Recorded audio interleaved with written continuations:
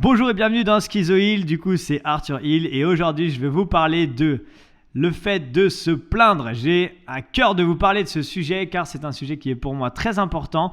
On va parler également du concept d'accepter l'entière responsabilité de sa vie avec une petite formule magique que j'ai découverte dans les livres de développement personnel et qui a vraiment changé ma vie. Je vais vous donner l'exemple d'une personne que j'ai découvert il n'y a pas longtemps sur les réseaux sociaux et qui m'a énormément inspiré. Et je vous parlerai également à la fin de quelque chose qui m'est arrivé il y a encore une fois pas longtemps, que vous avez forcément vu mais sans savoir ce que c'était si vous suivez mon programme de perte de poids sur YouTube. Et à la fin, je vous parlerai également, il y a plein de mystères, vous allez voir, à la fin, je vous parlerai d'une possibilité de pouvoir m'aider à tout simplement continuer tout ce que je suis en train de faire. Ok ? Donc, les amis, on est parti. Jingle !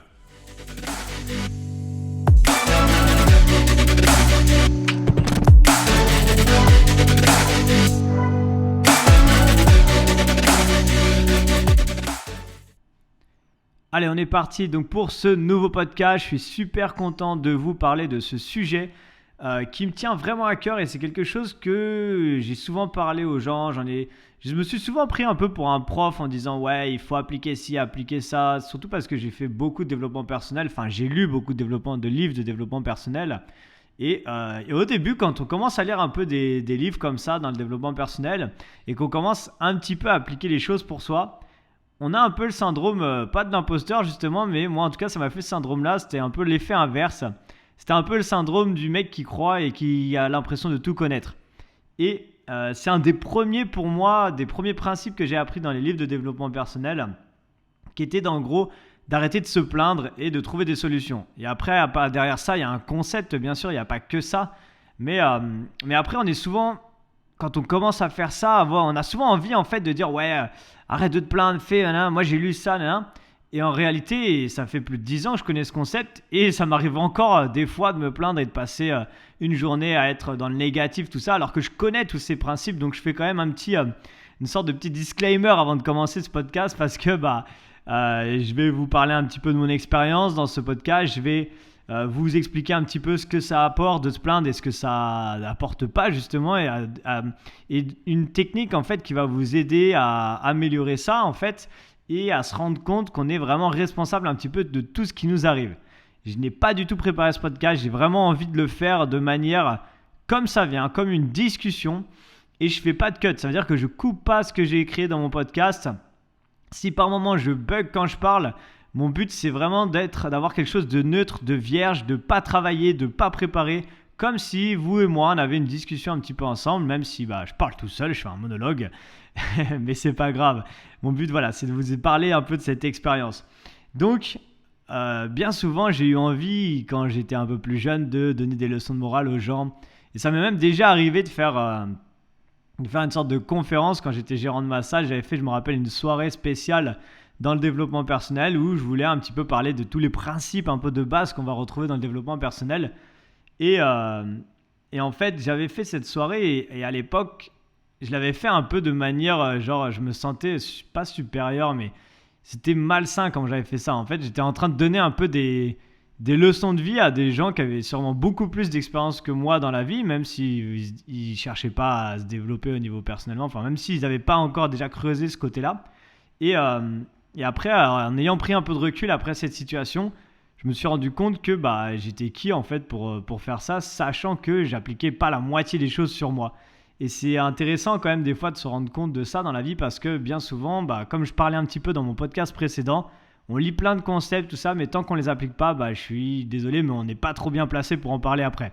Donc aujourd'hui, je vais vous parler quand même d'un sujet qui est un des principes du développement personnel que personnellement du coup j'applique vraiment beaucoup dans ma vie, même si comme tout le monde par moments j'ai des moments un peu de bas, j'ai des moments où je suis pas à fond dedans mais je vais du coup me reprendre rapidement en main.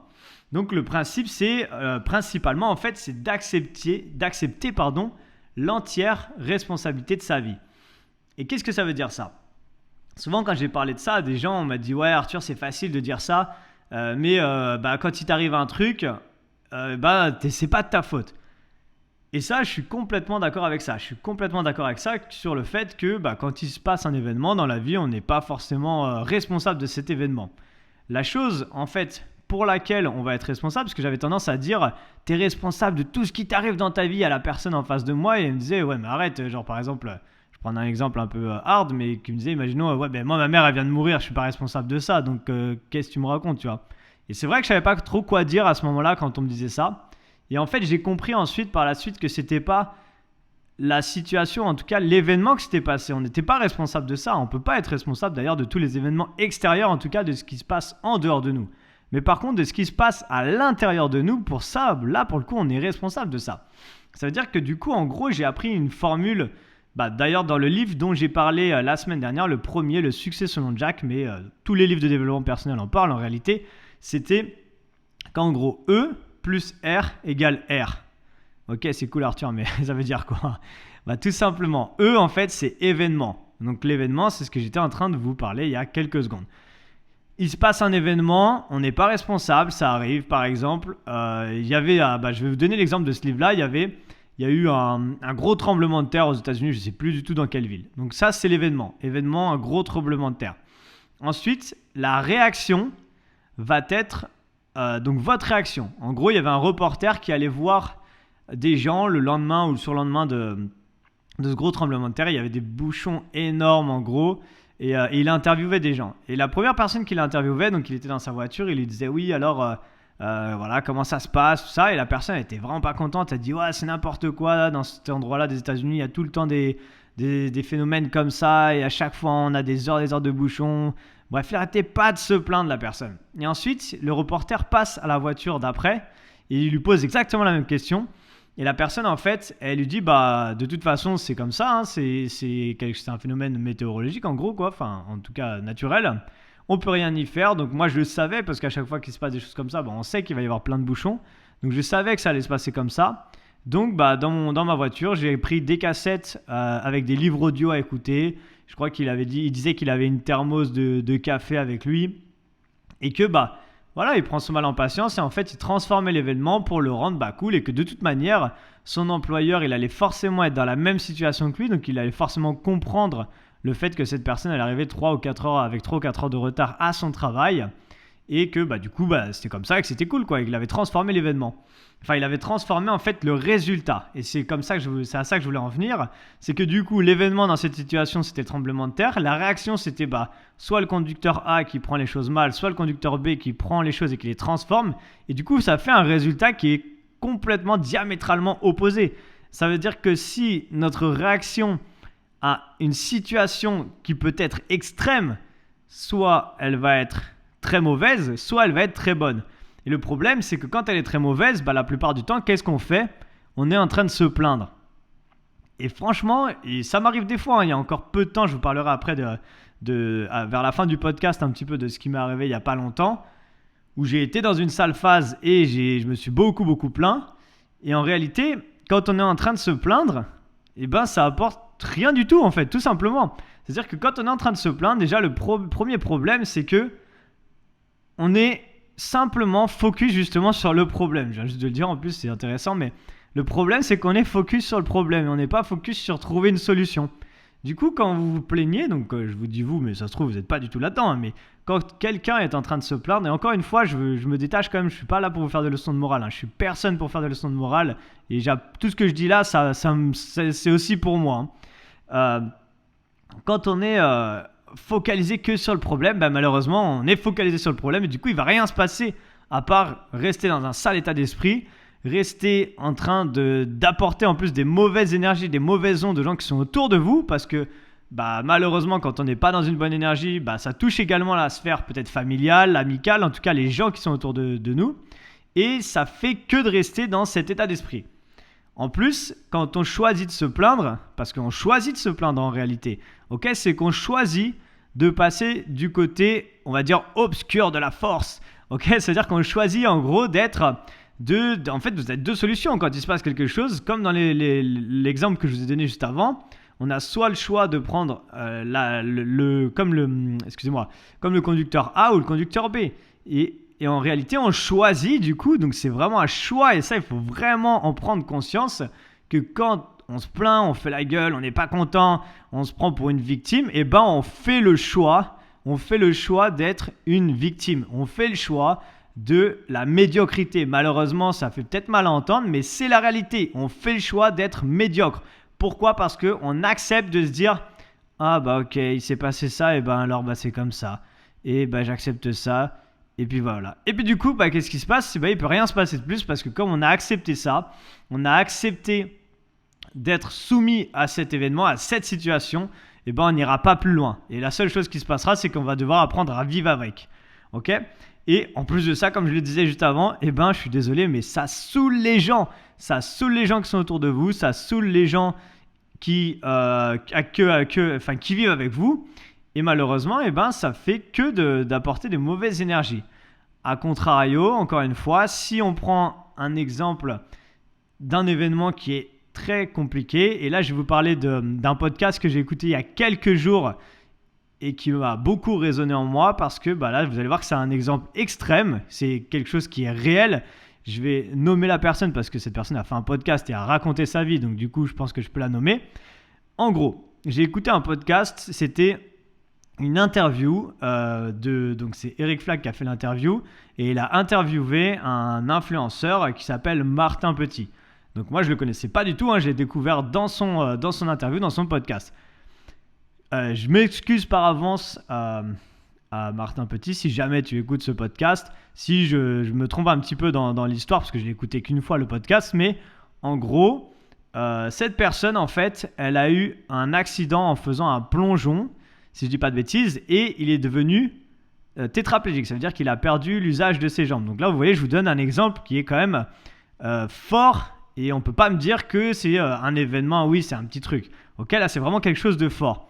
Et ben franchement ce podcast il m'a retourné la tête parce que quand j'ai vu la force de ce mec, il est devenu du coup tétraplégique. Alors je me rappelle plus trop l'âge, mais je crois que c'est vers 21, 22 ans, un truc comme ça. Et le mec, il est tellement remonté haut après ça. Maintenant, il est devenu du coup influenceur. Bon, même si ça, c'est pas forcément, j'imagine, sa plus grande fierté. Enfin, pas d'être influenceur, mais enfin, parce que des fois, on a un point de vue un peu péjoratif du terme influenceur. Mais en gros, ce qui est ouf, c'est que il a choisi du coup de passer du côté, bah, il m'est arrivé ça. C'est comme ça, c'est la vie, c'est un accident, j'ai pas le choix. Et ben, qu'est-ce que je vais faire maintenant ? Il aurait pu. Et il le dit dans son podcast, il est passé par des phases assez compliquées et tout ça. Mais il aurait pu se dire tout simplement, bah waouh, surtout qu'il était très sportif, apparemment ma vie elle est foutue quoi. Genre je suis passé de très sportif à tétraplégique, bah qu'est-ce que je vais faire de ma life ?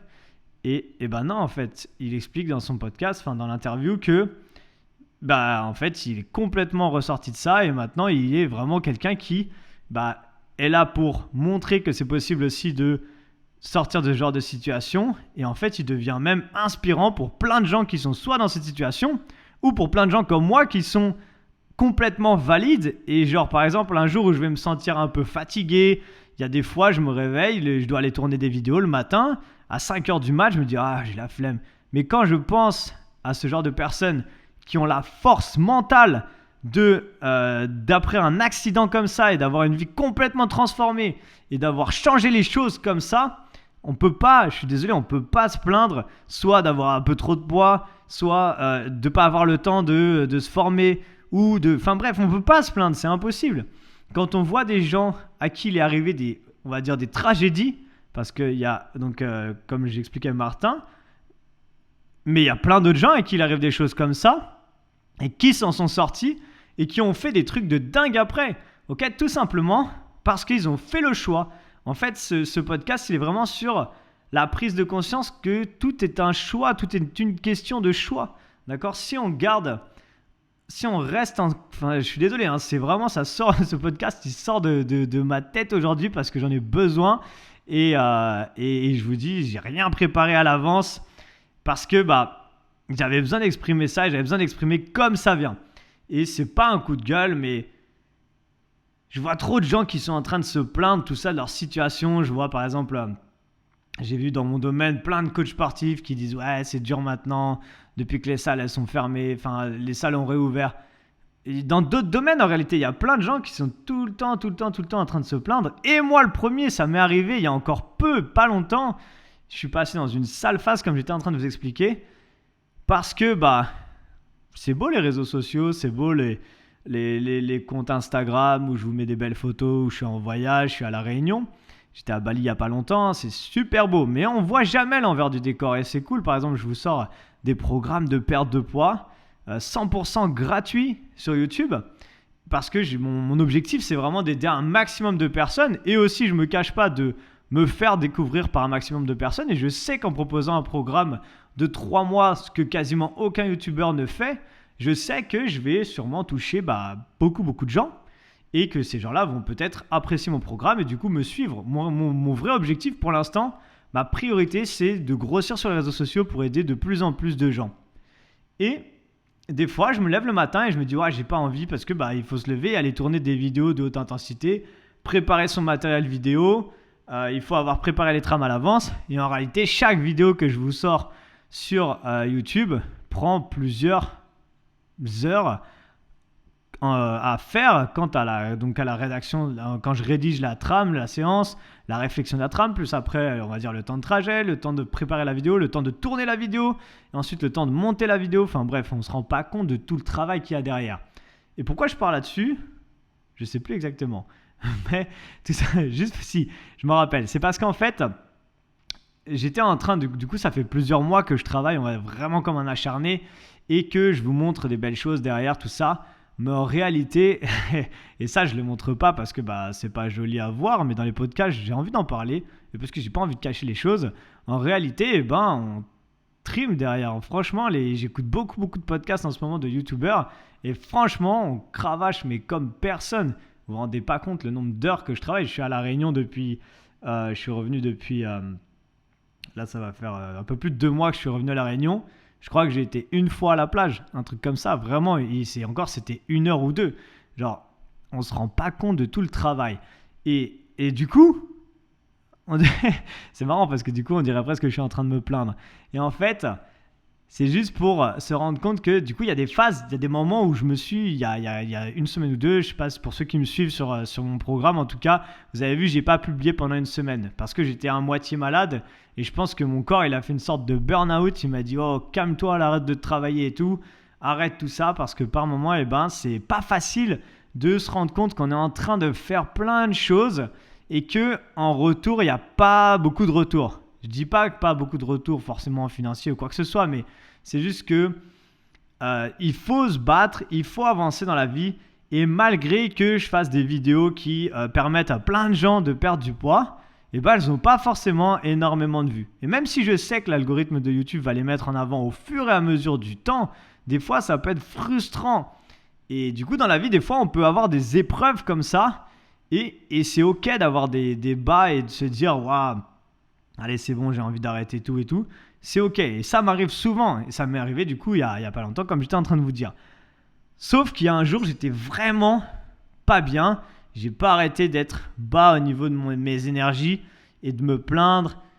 Et en fait, comme ce concept pour moi, il parle énormément, et il y a un moment où je me dis, oh, qu'est-ce que tu fais là ? Arrête de te plaindre. Pourquoi tu es en train de te plaindre ? C'est toi qui as choisi de lancer ta chaîne YouTube. C'est toi qui as choisi de quitter ta salle. C'est toi qui as choisi de partir voyager. C'est toi qui as choisi, ok ? Donc, il y a un moment où je me suis mis une claque en fait, ok ? Et je me suis dit, qui a choisi tout ça ? C'est moi, je suis responsable en fait de tout ça. C'est moi qui suis responsable d'avoir créé cette chaîne. Et à partir de ce moment-là, quand on comprend ça, on peut plus se plaindre en fait. J'ai arrêté de me plaindre, je me suis dit, oh, c'est moi qui ai fait tout ça. C'est moi qui me suis mis dans cette situation. Donc maintenant, je vais me remettre en mode vidéo à fond. Je vais repartir en mode, je retourne, je suis à fond dedans. Ok, c'est dur parce que 6 vidéos par semaine, c'est un rythme de malade. Franchement, vous verrez, il n'y a pas beaucoup de youtubeurs qui font ça, même si moi, c'est juste des vidéos de sport et que du coup, il n'y a pas des heures et des heures de montage. Mais c'est quand même un énorme rythme que je me suis donné. Et je l'ai choisi et maintenant, je choisis de me remettre en mode et de ne pas me plaindre du coup. Parce que, encore une fois, c'est moi qui choisis ça. Et de faire les choses comme il faut. Ok ? Donc c'est un thème vraiment, j'en reparlerai sûrement d'une autre manière. Là, ça sort un peu vraiment naturellement, c'est pas du tout travaillé, je bug un peu dans mes phrases, mais c'est aussi parce que je lance mes podcasts et c'est que le début, et que plus je vais en faire et plus je vais être à l'aise, malgré que je pense pas être mal à l'aise, mais voilà, plus je vais me sentir libéré, mieux je vais parler, meilleure sera mon élocution et ça sera de mieux en mieux. Mais j'ai vraiment à cœur de parler de ce genre de sujet avec vous. Et le seul petit truc qui me dérange un peu sur les podcasts, c'est que du coup, j'aimerais bien avoir vos retours. Donc, n'hésitez pas quand vous écoutez un de mes podcasts où je parle un petit peu comme ça, avec plus mon cœur que ma tête, à me faire des retours que vous l'écoutiez sur YouTube, iTunes, tout ça. Même, n'hésitez pas à aller sur mon Insta et m'envoyer un message privé si vous avez un truc à parler, à échanger avec moi par rapport à ça. Parce que je pense que malheureusement, il y a trop de gens qui se donnent des excuses et qui du coup, en fait, avancent pas dans la vie tout simplement parce qu'elles se donnent des excuses. Et je vois des gens qui se donnent des excuses des fois pendant des années. Pendant des années, ils vont dire, ouais, bah... Je sais pas, j'ai vu plein de gens dans les salles de sport, ça va être un peu fort comme exemple, mais j'ai rencontré beaucoup de personnes, en tout cas dans le domaine du fitness, et plein de gens qui me disaient, ah, mais moi, ça fait plus de 20 ans, je peux pas perdre du poids parce que je m'occupe de mes enfants et tout, et ok, je peux comprendre, j'ai pas d'enfants, donc c'est compliqué à comprendre à 100%. Je peux comprendre que ce soit fatigant, éreintant d'aller travailler, en plus de s'occuper de ses enfants, mais franchement, je vois des gens qui ont des enfants, des femmes seules qui ont 3 enfants et qui arrivent à trouver le temps de s'entraîner. Du coup, il faut peut-être être inventif, il faut peut-être trouver des solutions, mais qui arrivent à le faire. Du coup, je me dis que quand quelqu'un est un peu à l'extrême et arrive à faire ce genre de choses, et ben pourquoi tout le monde ne rêverait pas à ça? Et encore une fois, si je reprends l'exemple du coup de Martin Petit, n'hésitez pas d'ailleurs à aller le suivre sur Instagram.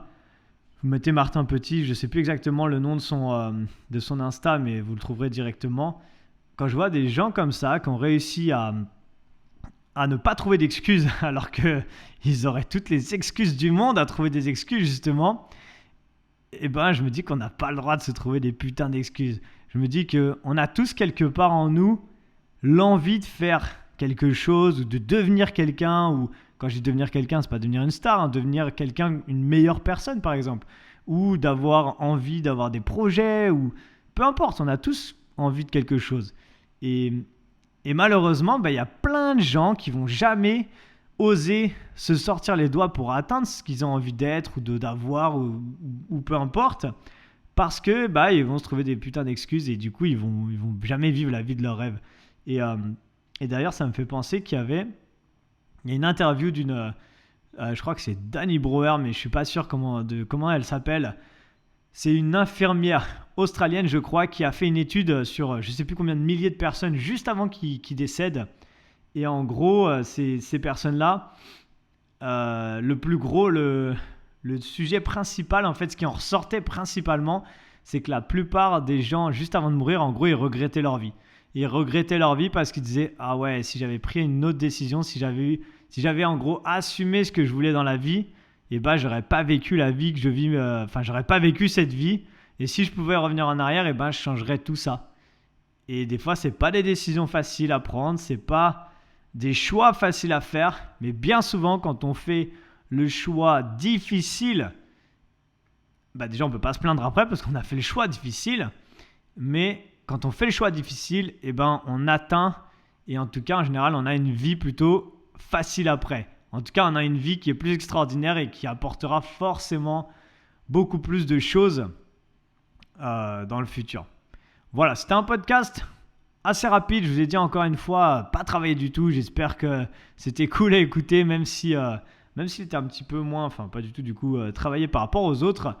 J'en profite pour vous dire que pendant le mois dernier, donc pour ceux qui l'écoutent vraiment au moment où je le sors le podcast, j'avais fait une cagnotte spéciale Litchi pour m'aider à créer mon tout nouveau programme. Donc cette cagnotte, je vais la clôturer. Et du coup, tous les gens qui ont participé, déjà franchement, je vous remercie du fond du cœur. Franchement, c'est super gentil. J'ai eu pas mal de gens qui ont participé et franchement, c'est top. Donc merci et mille merci encore à vous. J'ai gardé tous vos noms, prénoms et mails. Et sachez que vous aurez mon nouveau programme qui sortira en janvier complètement gratuitement. Donc ça, c'est clair, ça changera pas. Vous aurez ça.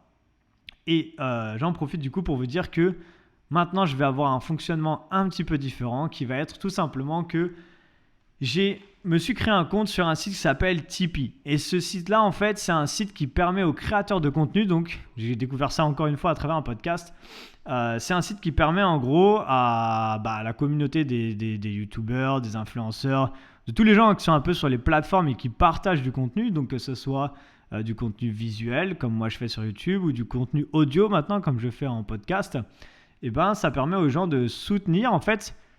Mais je vois pas ça comme un don ou comme un soutien, je vois plus ça comme un remerciement en fait. Par exemple, les gens disent tiens, c'est cool, je suis ton programme de perte de poids, ça m'a permis peut-être de perdre 5, 10, je vois des fois j'ai des commentaires de fous, j'ai des gens qui me parlent jamais et d'un coup qui m'envoient un message. Putain Arthur, depuis que j'ai fait tes programmes, depuis plus d'1 an, j'ai perdu 40 kilos que mes programmes sur YouTube, des fois j'ai des commentaires comme ça. Et tout simplement, si vous avez envie de me remercier et de m'aider, c'est un site qui permet en fait de donner des tips. Donc des tips, je crois que ça veut dire pourboire en anglais. Pour moi, c'est pas vraiment le bon terme, mais en gros, ça permet de soutenir les gens qui font comme moi, qui partagent du contenu. Et c'est complètement sur la base du volontariat déjà, bien sûr. C'est possible de faire des tips ponctuels de temps en temps, ou c'est possible de faire des tips qui sont mensuels, comme une sorte d'abonnement. Et ça commence à 1 euro, donc du coup, en gros, c'est rien du tout, mais c'est vrai que plus on a de personnes qui nous suivent, et plus ça nous permet aussi, nous, aux créateurs, donc j'en profite, je l'ai dit pour moi, mais sur la plateforme Tipeee, ça s'appelle T-I-P-E-E, il y a 3 E. Vous pouvez d'ailleurs trouver plein d'autres créateurs de contenu qui vont peut-être également vous inspirer et vous donner envie, et que vous pourrez après peut-être découvrir, et si vous avez envie de les soutenir, n'hésitez pas. Donc, voilà, tout simplement, si vous avez envie de m'aider et de me soutenir un petit peu dans mon travail, n'hésitez pas, je vais mettre le lien dans la description de ce podcast, donc que vous le regardiez, que vous l'écoutiez sur n'importe quelle plateforme, normalement vous retrouverez le lien en bas, et si vous l'écoutez sur YouTube, vous l'avez dans la description de la vidéo. Voilà les amis, j'espère que ce podcast vous a plu. Encore une fois, c'était un peu freestyle, mais c'est un peu le but du podcast. J'ai pas envie de faire des trames, j'ai pas envie de me prendre la tête à faire des trucs, j'ai envie que ça sorte comme ça vient, et du coup ça sort comme ça vient. Je vous donne rendez-vous du coup dimanche prochain pour le prochain podcast. J'ai déjà 3 ou 4 sujets dont j'ai envie de vous parler, donc qui seront un peu plus travaillés. Mais celui-là, j'étais à chaud, là, j'avais envie de le sortir comme ça et comme ça vient. Merci à vous, passez une excellente journée ou soirée en fonction du moment où vous m'écoutez, pas me regarder. Et on se dit à très bientôt dans votre prochain podcast. Ciao.